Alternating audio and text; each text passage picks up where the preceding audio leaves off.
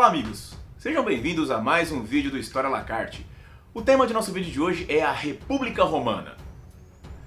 Muito bem amigos, como vimos em nosso vídeo anterior, a República Romana surge logo após Tarquínio o Soberbo tentar dar um golpe e esvaziar o poder do Senado. Esse golpe sairá pela culatra, e quem perderá o poder será Tarquínio, que será expulso de Roma. Dessa maneira então o Senado começa a governar toda a cidade com plenos poderes. O Senado criam estruturas para impedir que surjam novos soberbos, novos tarquínios, para impedir que novos indivíduos tentassem roubar o poder do Senado. Dessa forma, o poder pleno de comando que era concentrado na mão do rei de Roma agora será dividido nos elementos que serão conhecidos como as magistraturas romanas. A mais forte magistratura, o topo da magistratura, está justamente os cônsules. O cônsul eram sempre dois cônsules escolhidos entre os senadores, e esse cônsul ele tinha o poder de presidir as sessões do Senado, propunha leis ao Senado, era o grande organizador do Senado. Sempre dois cônsules, justamente para tentar impedir que o poder ficasse mais uma vez unificado na mão de um indivíduo apenas. Além do cônsul existiam também os pretores. Os pretores eram magistrados que detinham o poder da justiça, eram os juízes da antiga República Romana. Além dos pretores, também possuíam os censores, indivíduos que faziam a organização do censo da cidade romana, sempre organizando as famílias conforme as suas rendas. E também haviam os edis. Os edis eram magistrados responsáveis pela fiscalização da cidade, responsáveis pela organização e o policiamento da cidade. No entanto, a magistratura mais desejada, além da do cônsul, o cônsul, o topo, mas além dessa magistratura, a mais desejada era a magistratura dos questores, porque essa magistratura, ela organizava a riqueza, o poder e principalmente o dinheiro, o tesouro da cidade de Roma.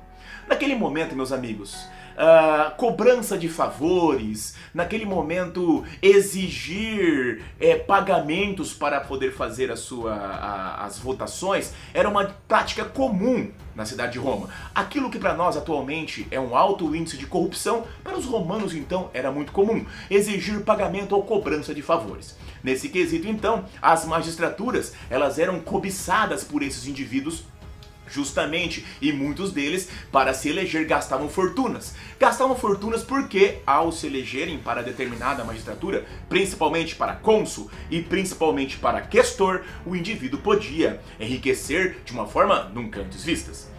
Havia, em caso de necessidade, em caso de um perigo extremo que Roma estivesse passando, havia um cargo chamado ditador. O ditador tinha plenos poderes, concentrava todos os poderes em suas mãos para resolver esse perigo que Roma passava por 6 meses. Caso esse problema não fosse sanado, o ditador tinha a possibilidade de renovar a sua ditadura por mais 6 meses. Se dentro de 1 ano este indivíduo não fosse capaz de resolver essa questão, ele era trocado por um outro indivíduo.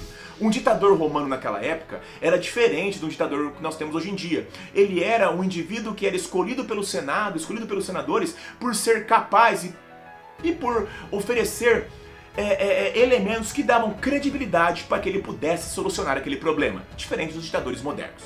Meus amigos, essas são as magistraturas. As magistraturas era uma maneira que o Senado encontrou para impedir que o poder fosse mais uma vez centralizado na figura de um indivíduo e que esse um indivíduo pudesse derrubar o Senado.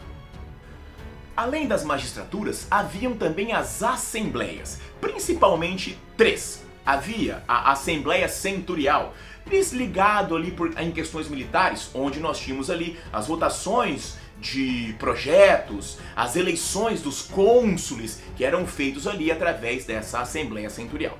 Além da Assembleia Centurial, havia a Assembleia Curial, que era, como o nome diz, da Cúria, debatia e comandava e decidia assuntos relacionados à religiosidade. E por fim, a Assembleia Tribal, que eram responsáveis por escolher os questores e os edis. Nessas assembleias, meus amigos, é importante dizer que nesse momento nós estamos falando do surgimento da República Romana, quem detinha direitos políticos eram apenas a camada dos patrícios. Lembre-se, Roma está dividida em algumas camadas sociais.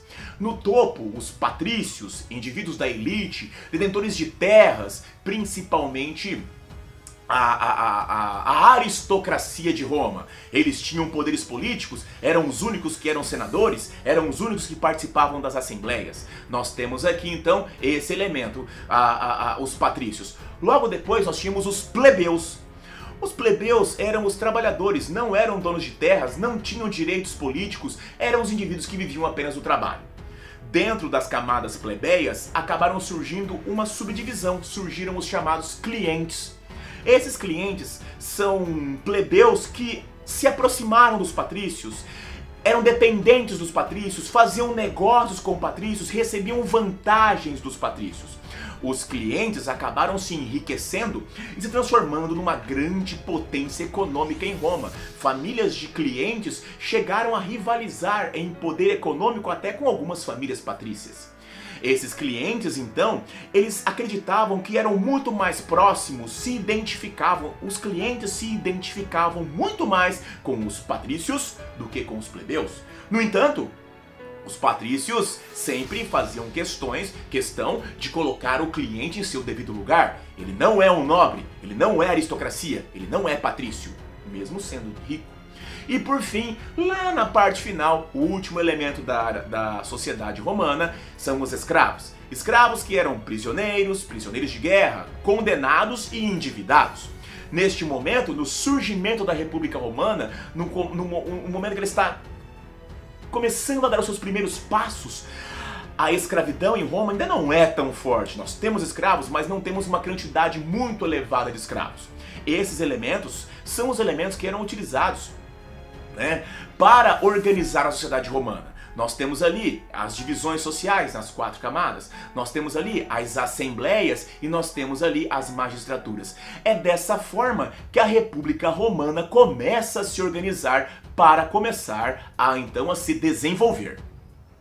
Como vocês puderam observar, a organização da República Romana no seu início era totalmente dominado pelos patrícios. Nós podemos dizer então que a República Romana é uma república aristocrática, onde os interesses dessa aristocracia são as únicas coisas que movem a cidade. Os plebeus não tinham direitos políticos, os plebeus não tinham voz, apesar de que todo o trabalho da cidade de Roma era realizado pelos plebeus neste momento, e também quem eram os soldados eram os plebeus. Os patrícios eram os comandantes, os patrícios davam as ordens e organizavam as estratégias, mas quem combatia de verdade, quem combatia realmente eram os plebeus. Com o passar do tempo, como nós dizemos, os clientes começaram a se enriquecer, os clientes começaram a se desenvolver de uma maneira muito grande e chegaram ao ponto de rivalizar com famílias patrícias. Esses clientes que enriqueceram, esses clientes que se transformaram em grandes potências políticas, não mais aceitavam receber ordens puramente dos patrícios. Eles então desejavam ter participação. Os clientes desejavam ter melhor participação na organização, participação na estrutura política. Os clientes desejavam ter direitos, e é justamente por isso que os clientes, ansiando por possuírem direitos, manipula a camada plebeia de Roma, fazendo surgir diversos conflitos.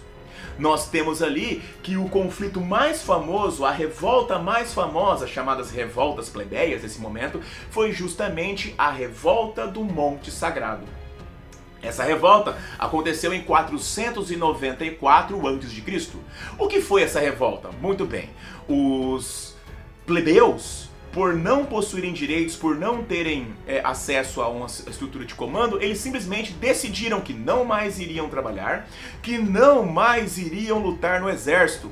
Ou seja, podemos dizer que os plebeus romanos fizeram uma espécie de greve naquele momento. Os patrícios se sentiram ameaçados, afinal de contas, Roma ainda não era uma potência tão grande assim, a ponto de não ser ameaçada pelas cidades vizinhas. Sem a permanência dos plebeus no exército, Roma corria perigo. Os patrícios então começaram a se organizar e perceberam que O que os plebeus estavam desejando, na realidade, era um desejo cliente. Os clientes desejavam possuir direitos, não desejavam possuir terras, não desejavam mais riquezas, afinal de contas os clientes já possuíam isso. Os patrícios então começaram a ceder direitos, aos plebeus. Mas claro, quem vai literalmente ser beneficiado com esses direitos são os clientes. No ano de 471, nós temos a primeira grande conquista dos plebeus, conquista de direitos plebeus. Nós temos em 471 a.C. que surgirá um cargo chamado tribuno da plebe. Esses indivíduos tinham o poder de vetar o Senado. Eram mais, mas no decorrer do tempo acabou restando apenas um. Como ele tinha o poder de vetar o Senado? Ele bastava, se ele, tribuno da plebe, considerasse que aquele tipo de organização que o Senado estava tramando era prejudicial aos plebeus, ele simplesmente bastava se levantar o braço e dizer veto. Ou seja, cancelo, proíbo, não concordo. Esse poder de vetar o Senado era uma exclusividade do cargo chamado tribuno da plebe. Nós temos ali que, para se eleger tribuno da plebe, nós já falamos ali que em Roma era normal cobrar favores, pagar, ou seja, quem acaba se elegendo o tribuno da plebe, meus amigos, são apenas os clientes. Nós temos ali famílias clientes riquíssimas que agora têm acesso ao Senado. O tribuno da plebe exerce seu cargo no Senado. Veja bem, os clientes não tinham nobreza, mas agora eles têm acesso ao Senado por meio do tribuno da plebe. Muito bem, além do tribuno da plebe, em 450 a.C. surgiram as chamadas Lei das 12 Tábuas. São as primeiras leis escritas de Roma, impedindo que os juízes patrícios manipulassem os resultados. As leis escritas de Roma são a base para o direito atual. O direito romano é a base do direito atual. Neste momento, quando surgem as leis escritas, as 12 tábuas ficavam, nas paredes do Fórum Romano, e essas tábuas então precisavam de ser interpretadas, porque, muito bem, os plebeus, essas leis escritas agora, mas mesmo assim não eram de fácil compreensão pelos plebeus, então surgirá um indivíduo responsável pela interpretação das leis para auxiliar os plebeus. Estamos falando do advogado, é aí que surge o advogado da maneira que nós conhecemos hoje. Bom, além das leis das 12 tábuas, nós temos em 445 surgirá a chamada 445 a.C. surgirá a chamada Lei Canuleia. Essa lei traz uma permissão onde patrícios e plebeus poderão se casar. Antes então não havia essa possibilidade, era proibido o casamento entre patrícios e plebeus. E dessa forma, com a Lei Canuleia, agora nós temos que essa permissão acontece. Olha que interessante, essa lei beneficia plebeus, mas beneficia mais patrícios. Haviam patrícios pobres, endividados, que acabavam se decaindo para problemas como a escravidão.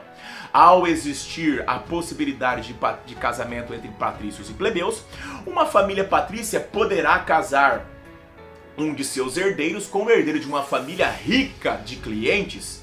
E o que nós temos então?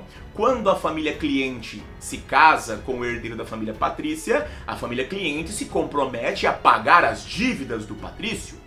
E a família cliente acaba herdando o nome patrício, herdando a nobreza. Então vejam, nós temos ali que os patrícios se identificavam mais com... os clientes se identificavam mais com os patrícios. Os clientes desejavam a nobreza. Agora que os patrícios podem casar com plebeus, os clientes poderão ter finalmente esse nome nobre para si. Afinal de contas, meus queridos, as famílias patrícias não permitirão que seus herdeiros casem com famílias plebeias pobres, somente com famílias plebeias ricas que poderão fazer com que a riqueza da família cresça. Veja bem, o cliente agora pode ser nobre. Além da lei das 12 tábuas, além dos tribunos da plebe, nós temos as chamadas, em 367, nós temos as leis licínias. O que fez essas leis licínias de 367 a.C.? Primeiro, instituiu que um dos cônsules obrigatoriamente deve ser plebeu. Lembre-se, eram sempre 2 cônsules que comandavam a república. Um agora será obrigatoriamente patrício, o outro será obrigatoriamente plebeu. Isso é uma coisa muito importante. Outra coisa que as leis licínias também fazem é autorizar a partilha das conquistas e dos saques obtidos pela expansão romana com os plebeus que estão em campanha. E isso incentiva que os plebeus entrem para o exército romano. Um plebeu em Roma não tinha condições de se transformar em um grande indivíduo economicamente falando, mas se ele entrasse no exército, participasse dos saques das grandiosas legiões romanas, ele poderia se transformar em um indivíduo rico, e isso é importante para um plebeu mudar de situação. Isso agora nós temos a partir das leis licínias. Em 326 a.C. nós tivemos a Lei Poetélia. A Lei Poetélia simplesmente vai por fim à escravidão por dívidas. A escravidão por dívidas, ela termina justamente em 326 a.C. com a Lei Poetélia, e isso é uma coisa que vai favorecer não apenas clientes, mas clientes, plebeus e até patrícios serão favorecidos com a Lei Poetélia. E a última lei que nos interessa nesse momento, a última conquista dos plebeus, é em 300 a.C., a Lei Augúnia. E a Lei Augúnia permitia que os plebeus alcançassem cargos de sacerdócio. Os plebeus poderiam se transformar em sacerdotes a partir desse momento. Percebam que essas leis são provenientes não apenas de um evento, mas de vários eventos. Elas foram se organizando e surgindo de acordo com as necessidades da expansão e do crescimento da República Romana.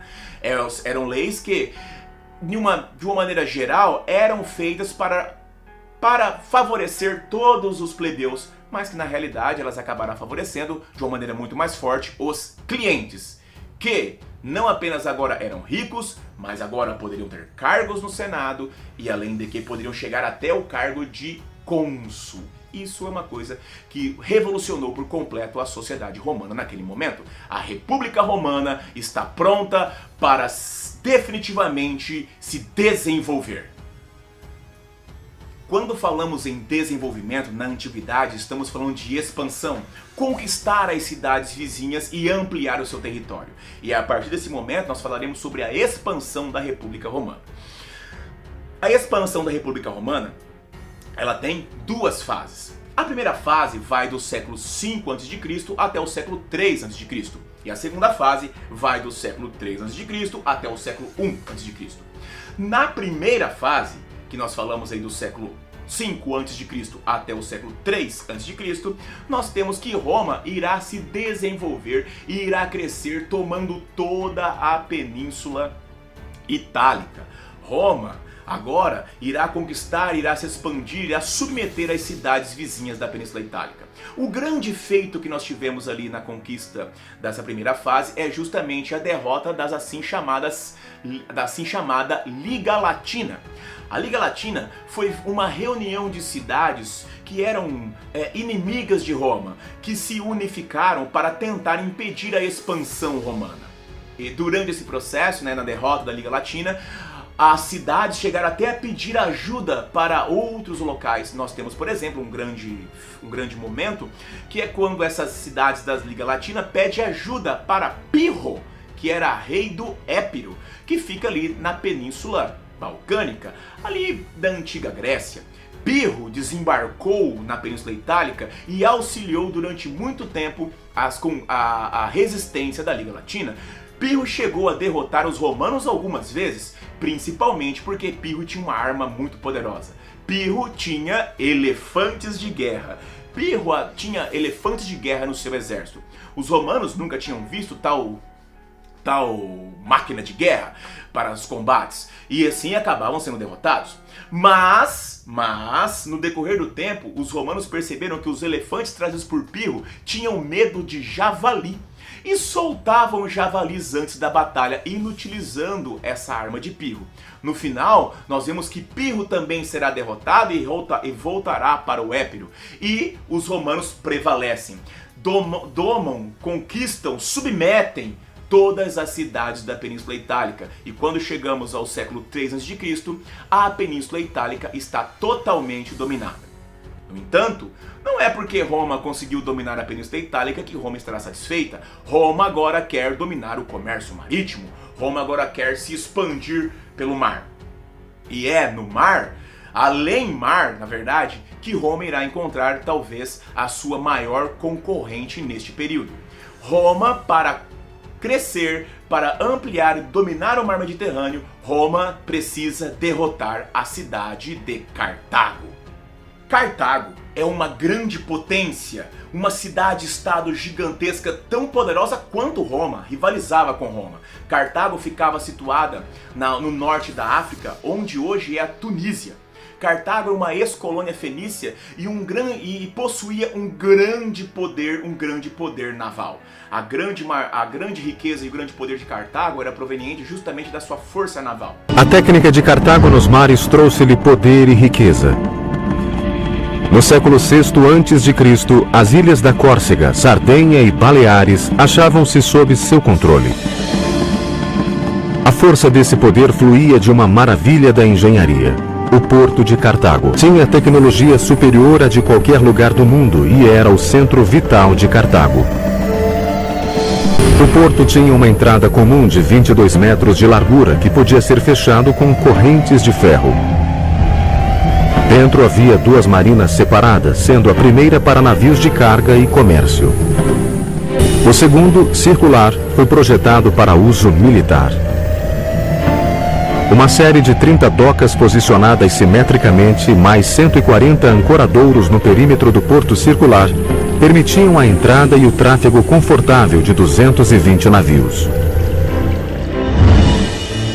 Hoje restam as escavações a seco das docas, uma pálida lembrança do poder naval de Cartago.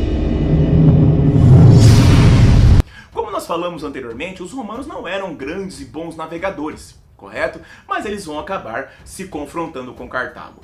E é justamente o confronto, a guerra entre Roma e Cartago, que nós temos que é o auge da segunda fase da expansão. A segunda fase da expansão romana é marcada justamente pelo que nós conhecemos como as Guerras Púnicas. As Guerras Púnicas são guerras que envolveram a rivalidade existente entre Roma e Cartago. A primeira Guerra Púnica, meus amigos, aconteceu entre 264 a.C. até 241 a.C. Essa Guerra Púnica ela é essencialmente uma guerra naval. Nós temos ali que Cartago possuía uma grande superioridade no mar. Cartago tinha uma técnica muito importante, muito grandiosa de construir navios de guerra, os famosos triremes, de uma maneira muito rápida e muito poderosa. Os navios romanos não eram tão rápidos, os navios romanos não eram tão poderosos assim. E Roma então começa a sentir dificuldades em dominar Cartago. Uma coisa temos que dizer sobre os romanos: eles são pessoas muito práticas e objetivas. Dessa maneira, quando Roma consegue capturar um navio cartaginês, Roma não só copia, faz engenharia reversa no navio cartaginês, mas como o melhora. Roma cria maneiras para que o navio romano será ainda mais poderoso, será o quinquirreme. Além disso, Roma cria uma maneira, um elemento chamado bico de corvo, onde ele descia uma rampa e essa rampa cravava no navio do inimigo, a rampa do navio romano cravava no navio cartaginês, possibilitando o combate corpo a corpo. E meus amigos, no combate corpo a corpo, o exército romano é sempre superior. Nós temos então que a maré da guerra começa a virar.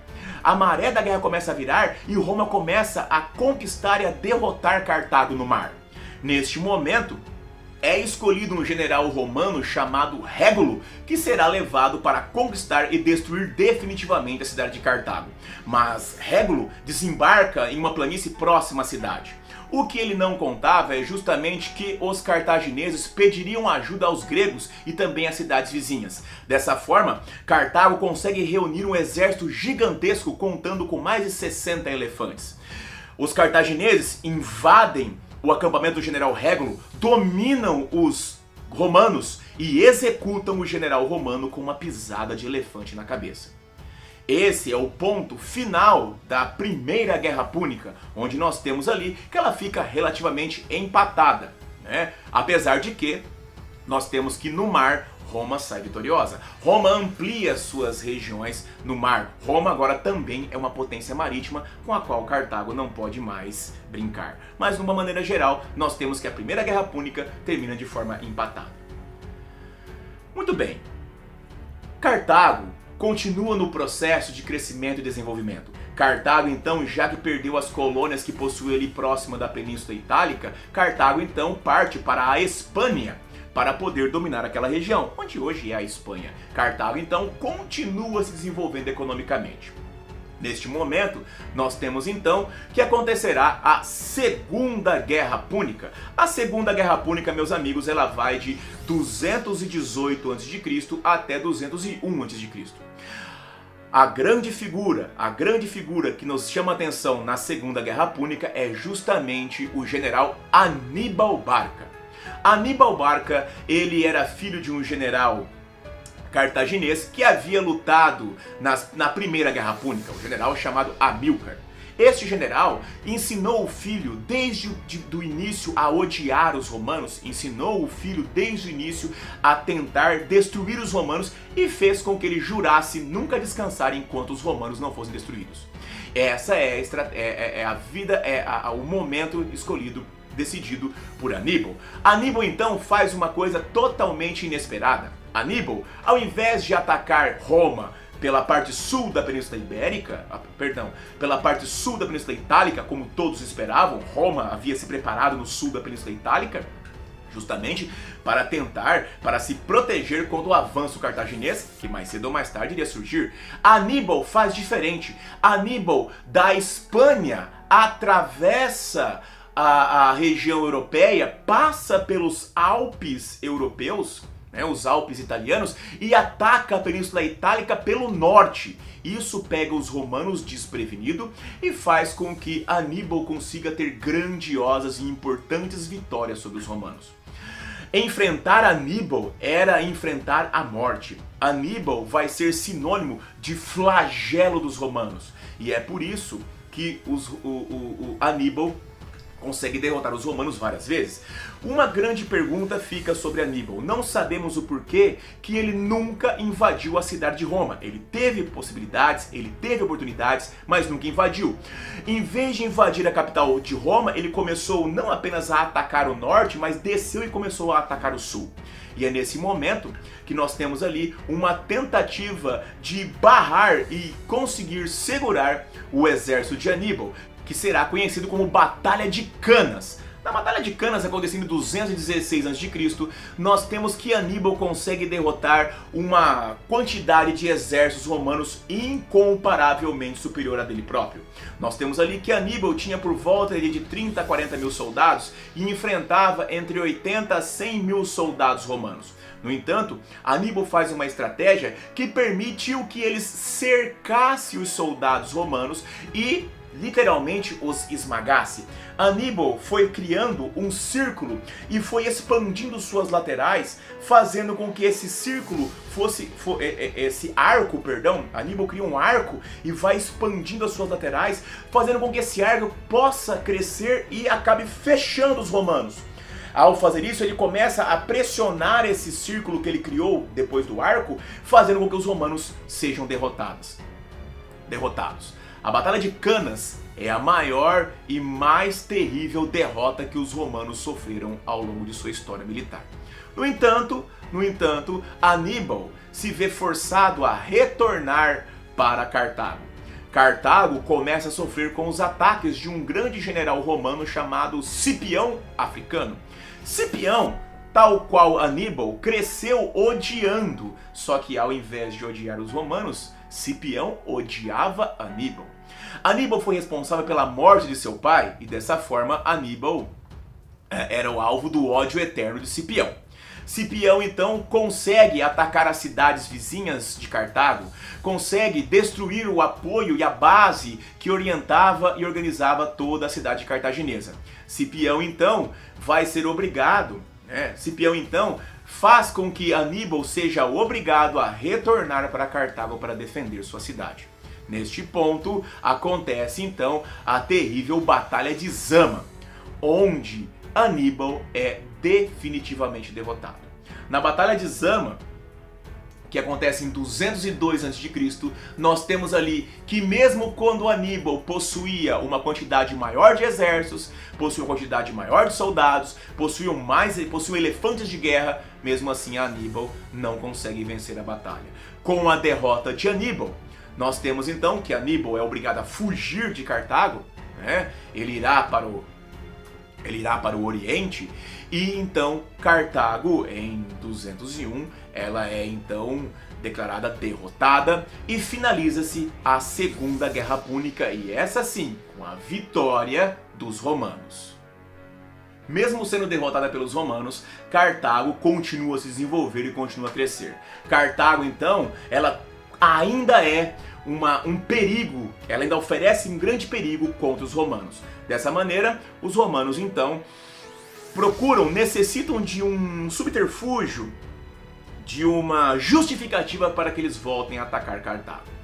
Uma das coisas que foi imposta para Cartago com a sua derrota na Segunda Guerra Púnica foi justamente que Cartago não mais poderia organizar exército, Cartago não poderia mais ter exércitos.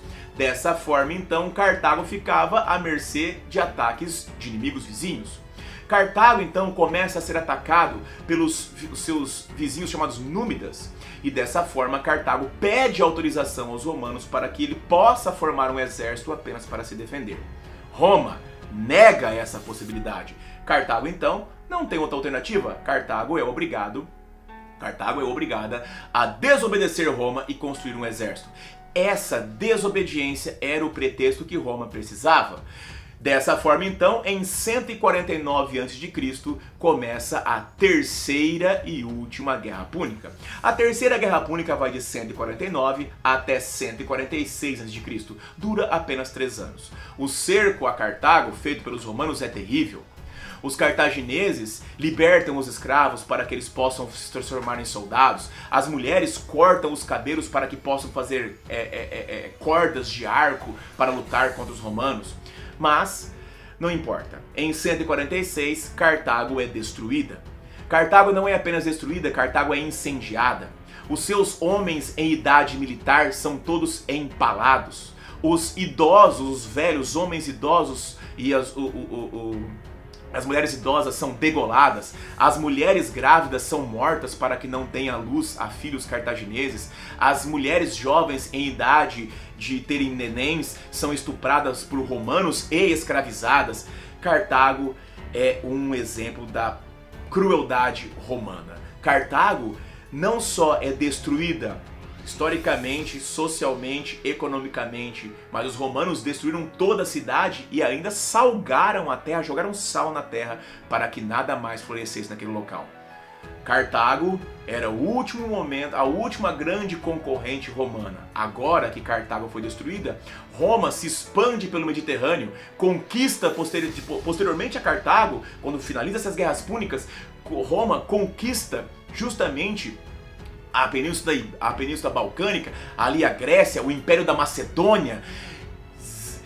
Ao conquistar o Império da Macedônia, Roma então domina todo o mar Mediterrâneo, todos os pontos importantes do Mediterrâneo são dominados pelos romanos, tanto é que os romanos passam a chamar o mar Mediterrâneo de Mare Nostrum, o nosso mar, mostrando a potência e a grandiosidade que os romanos possuíam naquele momento.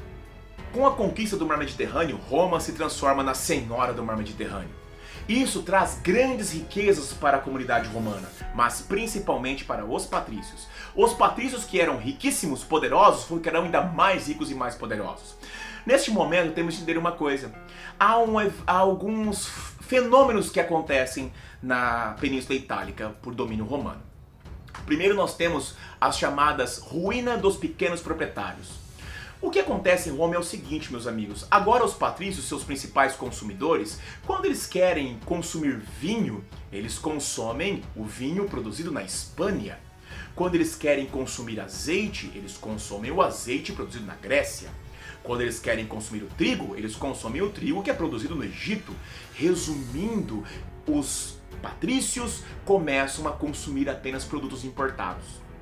Dessa maneira, os pequenos proprietários vão começar a não ter mais condições de manter as suas fazendas, manter os seus sítios, e acabam sendo obrigados a vender suas propriedades para os próprios patrícios.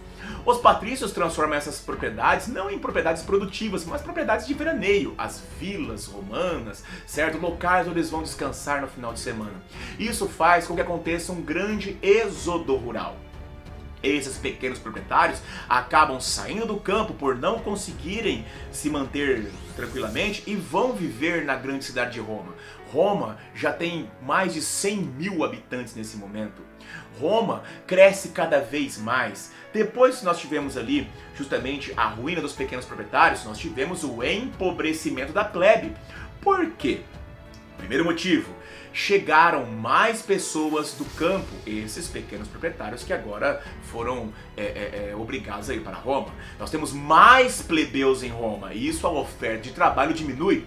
Se não bastasse esse quesito, nós temos que, das conquistas militares, nós temos que Roma será insuflada com milhares de escravos. Neste momento, após o crescimento da expansão romana, no século I a.C., Roma é uma sociedade total e completamente escravista. A principal força de trabalho são os escravos. E aí aquele cliente, aquele patrício que empregava o plebeu, demite o plebeu e compra um escravo.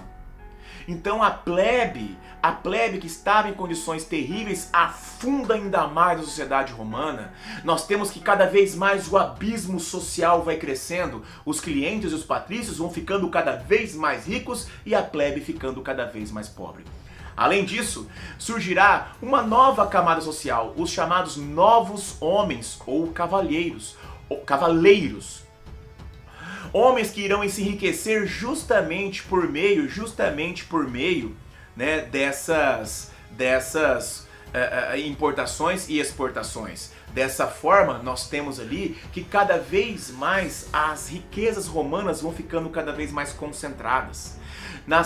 Nesse momento de concentração de riqueza, Roma se transforma em um elemento de cultura grandiosa. É neste momento, após a conquista da Península Balcânica, da Grécia, que Roma tem contato com o helenismo. Nós já falamos lá no helenismo, no crescimento da cultura, e Roma abraça a cultura helenística. Nesse ponto também, nós temos a definitiva profissionalização do exército. Por quê? Se você é patrício cliente ou um desses novos homens, você tem acesso às riquezas. Mas se você é plebeu, você não tem. Você não tem emprego, você não tem mais trabalho, porque você tem agora escravos para trabalhar no seu lugar. A única forma que um plebeu tinha de progredir ou de mudar de vida era entrando no exército. Assinava-se um contrato de 2 anos, 5 anos, variava, mas de uma maneira geral eram de 2 anos. E nesse contrato você concordava em lutar nas campanhas de expansão. Professor, mas você me falou que a expansão foi até o século I? Eu disse expansões da República. A expansão republicana termina no século I. E essas que nós falamos agora são as consequências da expansão da República. O empobrecimento dos pequenos proprietários, o empobrecimento dos plebeus, a concentração de riqueza na mão dos patrícios, o surgimento de uma nova camada social, os cavaleiros. Essas consequências abrirão as portas para uma nova realidade da República Romana, que irá causar a crise. Mas isso ficará para um próximo vídeo que continuaremos nossos estudos sobre os romanos. Se esse vídeo te ajudou, se esse vídeo te trouxe informações importantes, compartilhe, assine o canal, ative o sininho e ajude o História à la Carte a se transformar num canal que possa ajudar não apenas você, mas muito mais pessoas por aí. Um grande abraço, amigos, vida longa e próspera e até a próxima!